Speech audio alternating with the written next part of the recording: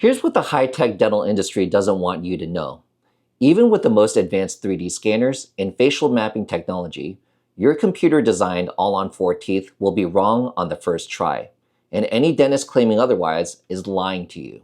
Today, our prosthodontists at North Texas Dental Surgery are revealing why patient adaptation periods are absolutely critical for all-on-4 success.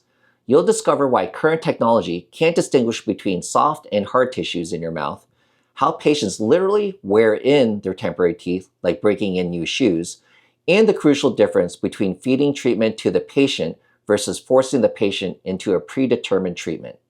And stick around because we're explaining why cheek biting, tongue biting, and speech problems are inevitable with rushed treatments, and why the wear patterns patients create during their adaptation period are like a roadmap that guides the final prosthesis design.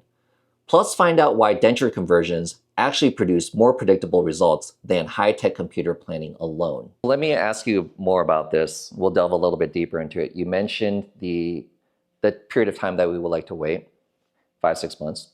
And then we talk about the adaptation period is necessary because obviously the bone and gum shrinkage, right? But then we also we've talked earlier about like there needs to be a adjusted patient adaptation period, right? Because now we're trying to find a completely different bite for this patient, right? So tell me more about that patient adaptation period versus like, boom, one try, this is what your records look like. You know, I got like a facial scan for you. I have your initial intraoral scan. I have your 3D scan. I'm a prosthodontist. Don't question me. I'm going to get this in one try. Boom, we're going to go, right?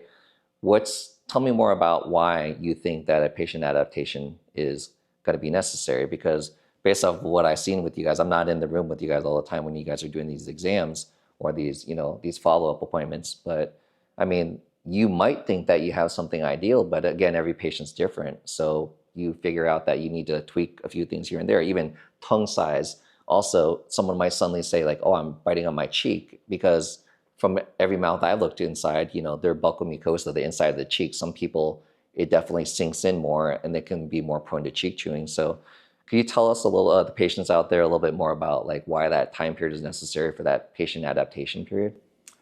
Yeah, I think other than the things we already spoke about, I think the main thing is that we don't have the technology that can scan a patient and discern what is soft and what is hard.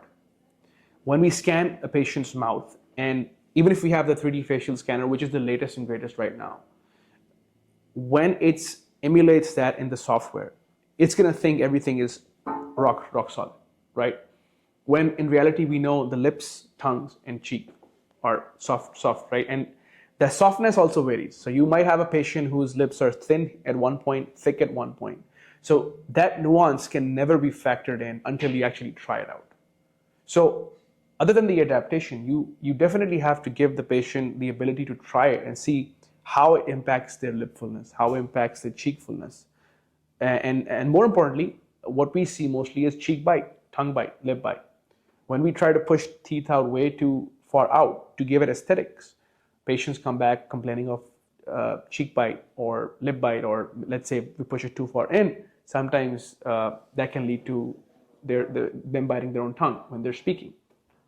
So I think that nuance of not having a 100% replica of a patient's anatomy in our computer is kind of the limiting factor right now. I don't think there's any technology right now that we know of that can emulate the patient's soft and hard tissue and engineer our prosthesis within that environment. You also were mentioning that, hey, you even see some wear on some of these things, right? Yeah, and so like when the patients come back, even after we've adjusted their bite, because the temporaries we give are not super hard, we can actually see the wear pattern. So patients actually wear into their prosthesis, almost like when they buy a new shoe and you wear it out on and you kind of run in it.